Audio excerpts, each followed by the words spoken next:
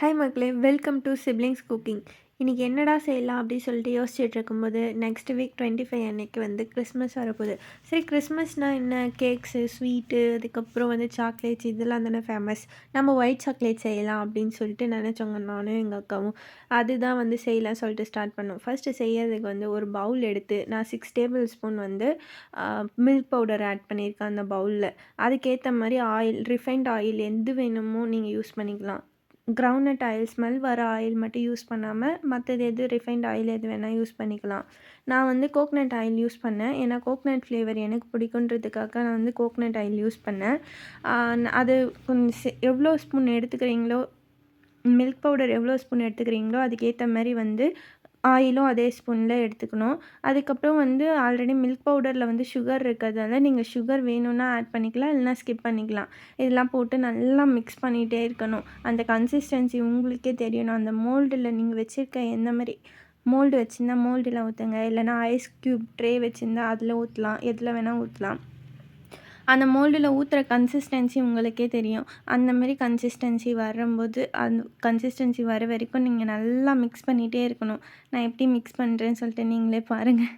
அதை மிக்ஸ் பண்ணும்போதே எனக்கு இந்த டிசிடிசியில் வர ஒருத்தன், அவன் பேர் எனக்கு தெரியல, அவன் சொல்லுவானே, கிரண் மேம் பார்த்து கலக்கு கலக்கு கலக்கு கலக்கு அது மட்டும்தாங்க சொன்னாங்க. கிண்டு கிண்டு கிண்டு கிண்டுன்னு சொன்னாங்க. அந்த தாங்க ஞாபகம் வந்துச்சு.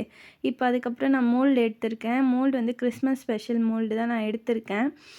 ஸ்டாரு, அதுக்கப்புறம் ஸ்னோமேனு, ட்ரீ அதெல்லாம் எடுத்திருக்கேன்.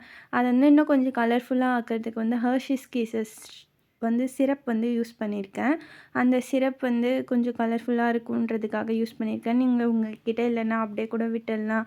இல்லைனாலும் வந்து ஸ்ப்ரிங்கிள்ஸ், அதுக்கப்புறம் இந்த கிஸ்மிஸ் அதெல்லாம் கூட யூஸ் பண்ணலாம். அது யூஸ் பண்ணிவிட்டு அதுக்கப்புறம் ஒரு ஸ்பூன் போட்டு நீங்கள் நல்லா ஊற்றிட்டே வரலாம். கொஞ்சம் கேவலமாக தான் நான் ஊற்றிருக்கேன்னு எனக்கே தெரியுங்க. அதை பார்த்தா அப்படி தானே தெரியுது. அதுக்கப்புறம் அது க்ளீன் பண்ணுறதுக்கு கொஞ்சம் கஷ்டமாயிடுச்சுங்க. அதுமாரி ஃபுல்லாக ஊற்றி முடிச்சிடணும்.